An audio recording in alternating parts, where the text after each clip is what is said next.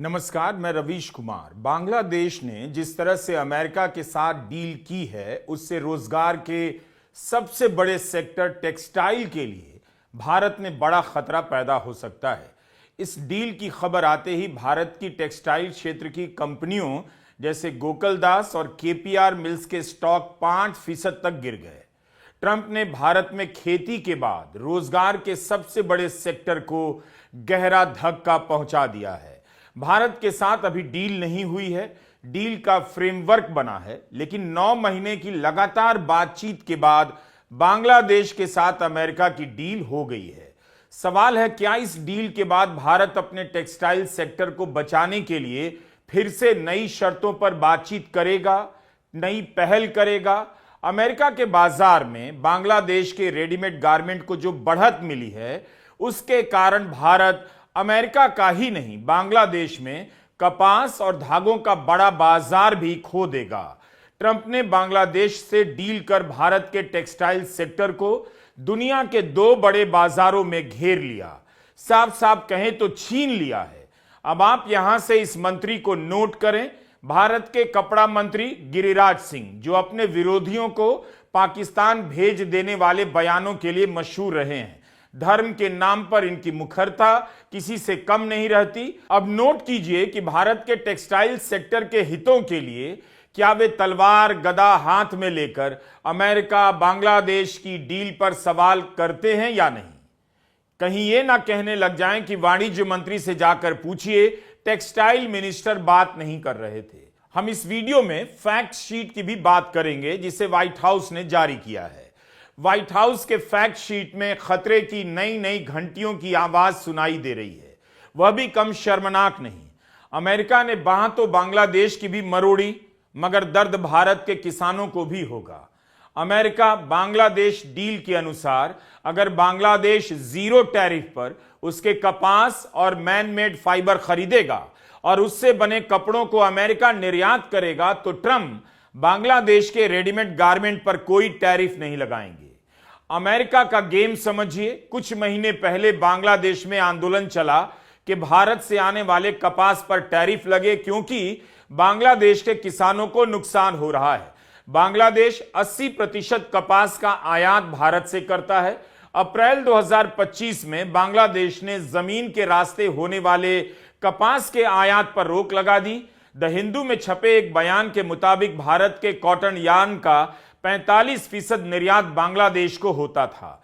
जमीन के रास्ते आयात पर प्रतिबंध के कारण भारत के निर्यातकों को समुद्री रास्ते से बढ़े हुए दामों पर निर्यात करना पड़ा। इसी जनवरी की खबर है, बांग्लादेश की टेक्सटाइल इंडस्ट्री मांग कर रही थी भारत से आयात होने वाले कॉटन यार्न, ब्लेंडेड यार्न और ग्रे मेलांज के निर्यात पर 20% टैरिफ लगाया जाए ताकि स्थानीय इंडस्ट्री को संरक्षण मिले। क्या इन सब के पीछे अमेरिका का गेम हो सकता है? अब अमेरिका ने कहा है कि उससे कपास लो, धागे लो और कपड़ा बनाकर अमेरिका भेजो तो कोई टैरिफ नहीं। एक तरह से अमेरिका कह रहा है कि भारत से कच्चा माल यानी कपास और तैयार धागा मत खरीदो। भारत के कपास किसानों और धागा बनाने वाली कंपनियों के लिए पड़ोस का एक बड़ा बाजार हाथ से निकल जाएगा। यह खबर हमारे लिए 2 स्तर पर बहुत बुरी है। पहली, इससे सबसे ज्यादा नुकसान हमारे कॉटन, हमारी यार्न इंडस्ट्री का होगा। जो लोग कॉटन उगाते हैं, इसलिए होगा क्योंकि बांग्लादेश हमसे बहुत सारा सूत, बहुत सारा कॉटन खरीदता है। अब वो ये कॉटन अमेरिका से खरीदेगा क्योंकि ऐसा करने पे उसका फायदा होगा। दूसरा नुकसान हमारे एक्सपोर्टर्स का होगा। हम पर तो 18% टैरिफ लगेगा, लेकिन बांग्लादेश वहां से खरीदकर जब बनाएगा तो उस पर 0% टैरिफ लगेगा। तो 18% जिस पर टैरिफ लगेगा और जिस पर 0% टैरिफ लगेगा, पौ 12 तो 0% वाले की रहेगी। अब नरेंद्र मोदी चिकनी चुपड़ी बातें कर ले और पीयूष गोयल जो है 50 और इंटरव्यू दे दें, इससे यह सत्य नहीं बदलेगा कि सूरत हो, पानीपत हो, तिरुपुर हो, कोयंबटूर हो, नोएडा के कई इलाके हो, दिल्ली के कई इलाके हो, जहां पर यह बड़ा काम होता है टेक्सटाइल्स का, गारमेंट्स का, यहां त्राहिमाम मचा हुआ है। लेकिन क्या सरकार को कोई फर्क पड़ रहा है? बांग्लादेश की डील के बाद भी भारत ने अगर नहीं बोला तो इसका मतलब है इस डील में भारत ने कभी बराबरी से पेशकश की ही नहीं। भारत ने भी पिछले साल अगस्त में अमेरिका से कपास के आयात पर आयात शुल्क 11% से घटाकर 0 कर दिया।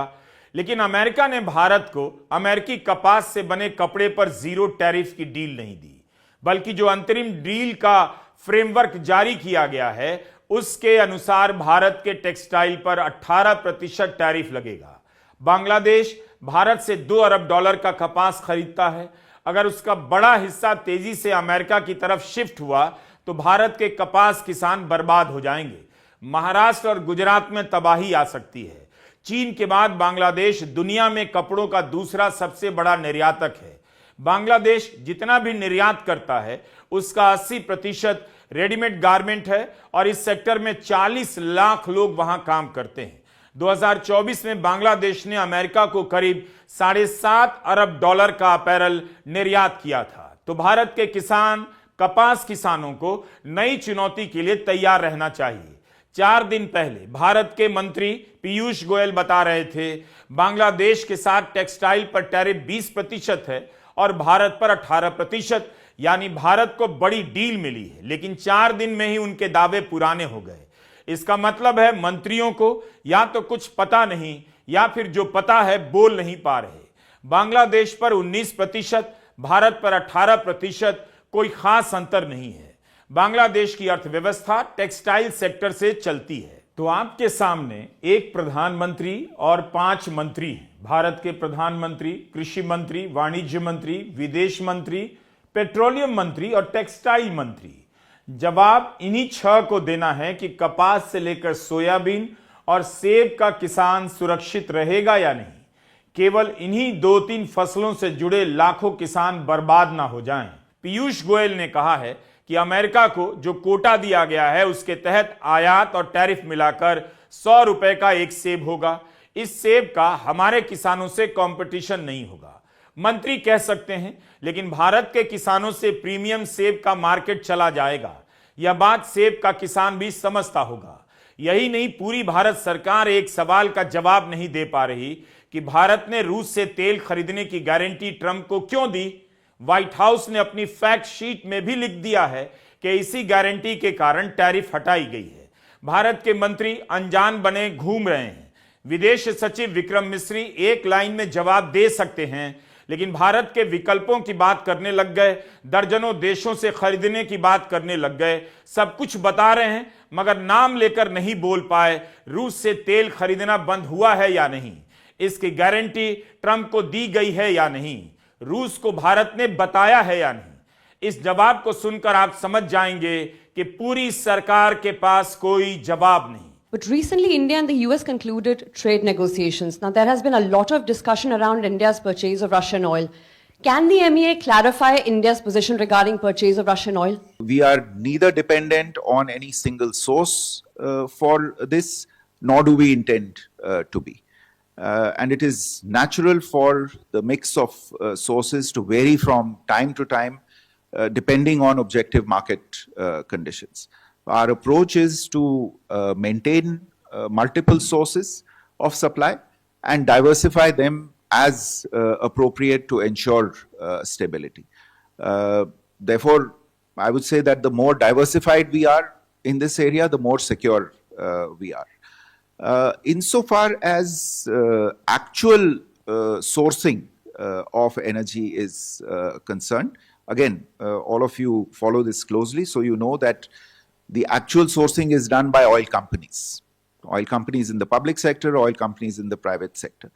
And they make decisions based on market conditions. They assess availability at any given point in time. They assess risks. They assess costs in this process. And obviously, all of these companies also have their own internal accountability related processes to look at and certain fiduciary responsibilities in the market. अब तो रूस भी कहने लगा है कि America Bharat को रूस से छीनने की कोशिश कर रहा है दबाव डालकर। ब्रिक्स देशों में फिर भारत की क्या स्थिति रह जाएगी? क्या भारत रूस को बता पाएगा कि हमने तेल ना खरीदने की गारंटी ट्रंप को दे दी है? अमेरिका खुलेआम रूस के मामले में भारत को डिक्टेट कर रहा है। आपको याद होगा पहले कार्यकाल में जब ट्रंप ने कहा कि वे भारत और पाकिस्तान के बीच कश्मीर के मुद्दे पर मध्यस्थता कर सकते हैं, तो भारत ने तुरंत जवाब दिया, हम अपने आंतरिक मामलों में दखल बर्दाश्त नहीं करते। लेकिन रूस के मामले में अमेरिका कौन होता है तय करने वाला? भारत से क्यों नहीं बोला जा रहा है? अमेरिका और भारत के ट्रेड डील पर रोज नए खुलासे हो रहे हैं, और ऐसे खुलासे जिससे भारतीयों का सिर शर्म से झुक जा रहा है। मुझे मालूम नहीं कि भारतीय जनता पार्टी के समर्थक और आरएसएस के लोग इस बात को कैसे सोचते होंगे, जो अपने आप को देशभक्त कहते हैं, राष्ट्रभक्त कहते हैं। लेकिन आज अमेरिका ने भारत को युगांडा, घाना, वेनेजुएला जैसे देश की कैटेगरी में खड़ा कर दिया है। अमेरिका के राष्ट्रपति लिख रहे हैं ट्रेड डील के अंदर अपना, उनका एक एग्जीक्यूटिव ऑर्डर है जिसमें वो कह रहे हैं कि अमेरिका का वित्त मंत्री, अमेरिका का गृह मंत्री, अमेरिका का विदेश मंत्री भारत के ऊपर निगरानी रखेगा।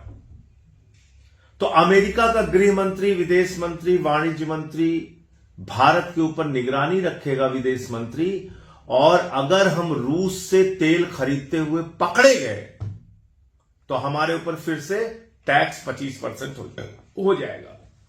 तो ये कौन सी ट्रेड डील है भैया? ये धमकी डील है या ट्रेड डील है? ये तो आपको धमका के ट्रेड डील की गई है। आपसे जो भी उन्होंने कहा आपने मान लिया। क्या रूस से सस्ता तेल खरीदना अपराध है? क्या रूस से सस्ता तेल खरीदकर भारत के पैसे की बचत करना अपराध है? जो आंकड़े आए हैं वो मैं आपको बोलूंगा तो जीरो लगाते लगाते आप थक जाएंगे। रूस से तेल खरीदने में पिछले 40 महीनों के अंदर भारत सरकार को, भारत को 1,53,000 करोड़ रुपए की बचत हुई है। धर्म की राजनीति से अंडा मिलता है। अंडा का मतलब जीरो भी होता है। हर किसी को लौटकर इन्हीं मुद्दों पर आना होता है जिससे आपका और देश का आर्थिक जीवन चलता है। कोई कथावाचक इस अपमान से आपका ध्यान तो भटका सकता है, लेकिन जब माल नहीं बिकेगा, उत्पादन नहीं होगा, नौकरी पैदा नहीं होगी, सैलरी नहीं बढ़ेगी और नौकरी जाने लगेगी, तो उसकी कथा से आपका पेट नहीं भरेगा, ना ध्यान भटक पाएगा। Do you get my point? यह है अमेरिका का श्वेत कर्तव्य भवन, व्हाइट हाउस। यहां बैठने वाले राष्ट्रपति ट्रंप, उनके विदेश सचिव और वाणिज्य सचिव ने अपने देश हित में ऐसा कर्तव्य किया कि उसके सामने भारत और बांग्लादेश की सरकारें कर्तव्य विहीन नजर आ रही हैं। भारत में गरीब जनता की रैलियों में चौथी अर्थव्यवस्था की दहाड़ भरने वाले भारत के मंत्री ऐसा कुछ नहीं कर पाए जिससे लगे कि वे दुनिया की 4 बड़ी अर्थव्यवस्थाओं में से एक मुल्क का प्रतिनिधित्व कर रहे थे। अगर आप इतनी सी बात नहीं समझना चाहते तो आप उनमें से हैं जो अपमान को भी अमृत समझते हैं। इस व्हाइट हाउस से भारत के साथ डील को लेकर एक फैक्ट शीट जारी हुई है, तथ्यों का दस्तावेज। इसमें फिर से लिखा है, भारत ने रूस से तेल नहीं खरीदने का वादा किया है। भारत और अमेरिका के बीच अभी बातचीत पूरी नहीं हुई है। बातचीत होगी, उसके लिए फ्रेमवर्क ही बना है। भारत से पहले बांग्लादेश ने डील कर ली। क्या भारत की सरकार अमेरिका से डील करते वक्त बांग्लादेश से होने वाले नुकसानों की भरपाई का रास्ता निकाल पाएगी, या जो अमेरिका कहेगा वही करती रहेगी? फैक्ट शीट में जिस भाषा का इस्तेमाल किया गया है उससे भी पता चल जाता है कि अमेरिका किस तरह से भारत के साथ डील कर रहा है। राष्ट्रपति ट्रंप के आदेश पत्र, साझा घोषणा पत्र और फैक्ट शीट, ये 3 ऐसे दस्तावेज हैं जो भारत की कूटनीति, विदेश नीति, व्यापारिक नीति के शर्मनाक दस्तावेज हैं। Liberating America from unfair trade practices. America लिख रहा है कि उसके लिए यह डील व्यापार के अन्यायपूर्ण नियमों से अमेरिका को आजाद कराने के लिए है। फैक्ट शीट में लिखा है कि भारत के साथ अमेरिका का व्यापार घाटा है और अब इस व्यापार घाटे को भारत कम करने के लिए तैयार हो गया है। इसलिए अमेरिका टैरिफ की दर को 25% से घटाकर 18% करेगा। हिंदी में ऐसे समझें, अमेरिका को फायदा हो इसके लिए भारत तैयार हो गया है। पहले अमेरिका भारत पर 3% तक टैरिफ लगाता था, अब 18% लगाएगा, तो भारत के लिए जीत कैसे हो गई? अगर आप अगले पैराग्राफ को हिंदी में सुनेंगे, आपका सर शर्म से उठ जाएगा, गिरेगा नहीं, क्योंकि इस राजनीति ने आपको यही सिखाया है कि हर गलत पर शर्म के बजाय गर्व से सर उठाकर चलना है। हिंदी अखबारों और चैनलों में आपको इस तरह से नहीं बताया जाएगा, सिर्फ इसलिए कि आप यह न समझ सकें कि अमेरिका से जो डील हुई है उसमें भारत कमजोर दिखाई दे रहा है, बराबरी तो है ही नहीं। वरना इस भाषा का प्रतिकार कोई मंत्री किसी तरह से करता तो, लेकिन सब चुप हैं। इसकी भाषा में इसी पर जोर है कि राष्ट्रपति ट्रंप अमेरिकी लोगों के हितों के लिए, अमेरिका के निर्यातकों के लिए दुनिया के बाजारों से टैरिफ कम करवा रहे हैं या हटवा रहे हैं, ताकि वे अपनी आर्थिक और राष्ट्रीय सुरक्षा का बचाव कर सकें। आगे लिखा है कि भारत ने अमेरिका पर जितना टैरिफ लगाया है उतना किसी भी बड़ी अर्थव्यवस्था ने नहीं लगाया। खेती के उत्पादों पर 37% टैरिफ लगाया और कुछ ऑटो पार्ट्स पर 100%। भारत का इतिहास ही रहा है कि वह इतना टैरिफ लगाता है कि अमेरिका के निर्यातक अपना माल वहां नहीं भेज पाते। अमेरिका अपने सार्वजनिक दस्तावेजों में भारत की बात किस जुबान में कर रहा है या आप देख रहे हैं। साफ है कि वह भारत के साथ बर्ताव करने में किसी दोस्ती या माय डियर फ्रेंड टाइप के संबोधनों से प्रभावित नहीं है। उसकी भाषा में भारत एक ऐसी ऐतिहासिक बाधा रहा जिसे दूर किया जा रहा है। क्या इस अपमान का, इस भाषा का भारत के मंत्री को जवाब नहीं देना चाहिए? नहीं बोलना चाहिए कि हर देश अपने उत्पादों को संरक्षण देते हैं, आयात पर टैरिफ लगाते हैं। भारत के मंत्री अमेरिका के ही 50 उदाहरण दे सकते थे, लेकिन चुप हो गए। कम से कम भारत की जनता को बताना चाहिए हमने अमेरिका के उत्पादों पर टैरिफ क्यों लगाया, क्योंकि यह एक जायज कदम था और अमेरिका भी ठीक इसी तरह से टैरिफ लगाता है। लेकिन मंत्री हंस हंस कर इंटरव्यू दे रहे हैं जैसे कुछ हुआ नहीं। अमेरिका में ट्रंप अपने वोटर को सब बता रहे हैं, भारत में कुछ नहीं बताया जा रहा। कांग्रेस के मीडिया प्रमुख पवन खेड़ा ने कहा है कि व्हाइट हाउस की फैक्ट शीट में लिखा है कि भारत अमेरिका के सभी औद्योगिक उत्पादों और खाद्य और कृषि उत्पादों के व्यापक रेंज से टैरिफ हटाने के लिए राजी हो गया है। इसमें पहली बार कुछ दालों का भी जिक्र कर दिया गया है। पवन खेड़ा कहते हैं कि 6 फरवरी को जारी साझा घोषणा पत्र में दालों का तो जिक्र था ही नहीं। साझा घोषणा पत्र में जानवरों के लिए चारे के लिए लाल ज्वार का जिक्र था, जो अब फैक्ट शीट में है ही नहीं। 3 दिन के भीतर अमेरिका के दस्तावेज में दालों का प्रवेश हो जाता है। तो पीयूष गोयल ने प्रेस कॉन्फ्रेंस में जो बताया वह ना तो अंतिम है ना विस्तृत सूची है। ऐसा लगता रहा है कि लिस्ट अभी बन रही है, कई चीजें हटाई जाएंगी, कई चीजें जोड़ दी जाएंगी। मोदी सरकार अमेरिका को फिर से ग्रेट बनाने के लिए काम कर रही है। अब आप 11 फरवरी के अखबारों को देखिएगा कि पहले पन्ने पर कितने अखबार आपको बताते हैं कि साझा घोषणा पत्र में दालों का जिक्र नहीं था, लेकिन व्हाइट हाउस की फैक्ट शीट में कुछ दालों का जिक्र आया है। तो क्या इसका मतलब है कि कपास, सोयाबीन, सेब के बाद दाल की पैदावार करने वाले किसानों पर भी संकट आने वाला है? सोयाबीन और दाल के उत्पादन के हिसाब से मध्य प्रदेश महत्वपूर्ण राज्य है। क्या वहां के किसान कभी जान पाएंगे कि उनके साथ क्या किया गया और अमेरिका की दालों से लड़ने के लिए उन्हें और क्या करना चाहिए? फैक्ट शीट में साफ साफ लिखा है कि भारत कुछ दालों से टैरिफ कम करेगा या समाप्त करेगा। दाल का नाम नहीं। पिछले साल अक्टूबर में भारत ने अमेरिका से आने वाली दालों पर 30% का टैरिफ लगा दिया। इसे लेकर अमेरिका के 2 सीनेटर ने ट्रंप को पत्र भी लिखा कि वे अमेरिका के किसानों के हितों को देखते हुए कदम उठाएं। अब आप बताइए, ट्रंप अपने किसानों के हितों के लिए कदम उठा रहे हैं, लिख रहे हैं कि दालों पर भारत टैरिफ कम करेगा या जीरो करेगा। क्या भारत के कृषि मंत्री, वाणिज्य मंत्री, प्रधानमंत्री ने यह बताया कि दालों को लेकर बात हो रही है, या तो आपको अमेरिका से पता चला?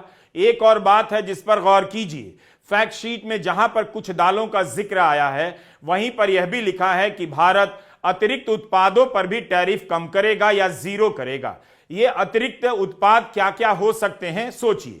अगर ट्रंप खुद से दालों का जिक्र कर सकते हैं तो क्या पता अतिरिक्त उत्पादों की जगह पर डेयरी और पोल्ट्री का भी जिक्र कर दें और भारत चुप रह जाए। कांग्रेस अध्यक्ष मल्लिकार्जुन खड़गे ने कहा है कि पहले कहा गया कि साझा घोषणा पत्र में रूस की बात नहीं, लेकिन अब तो फैक्ट शीट में रूस की बात लिख दी गई है। भारत के किसानों के साथ धोखा हुआ है। इतिहास में पहली बार भारत के कृषि सेक्टर को अमेरिका के लिए खोला जा रहा है। कांग्रेस ने यह पोस्टर जारी किया है, Narendra surrender trap surrender. Mallikarjun खड़गे कहते हैं कि ढाका को जीरो टैरिफ देकर ट्रंप ने सूरत और त्रिपुर के टेक्सटाइल मार्केट की बर्बादी का ऐलान कर दिया है। बजट आने से पहले और बजट आने के बाद पूरा देश और पूरे देश में ये बहस चल रही थी कि अमेरिका को लेकर के डील होने जा रही है।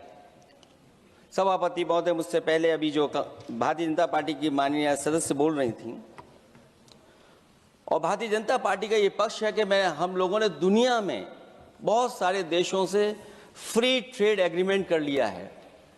सभापति महोदय, मैं भारतीय जनता पार्टी की सरकार से जानना चाहूंगा, अभी कितने देश और बचे हैं जिससे आप फ्री ट्रेड एग्रीमेंट नहीं कर पाए हैं? कुछ ऐसे भी देश बचे होंगे शायद जिनसे आपकी इच्छा होगी कि हम फ्री ट्रेड एग्रीमेंट कर लें, और सभापति महोदय का फ्री ट्रेड एग्रीमेंट हो भी जाते हैं।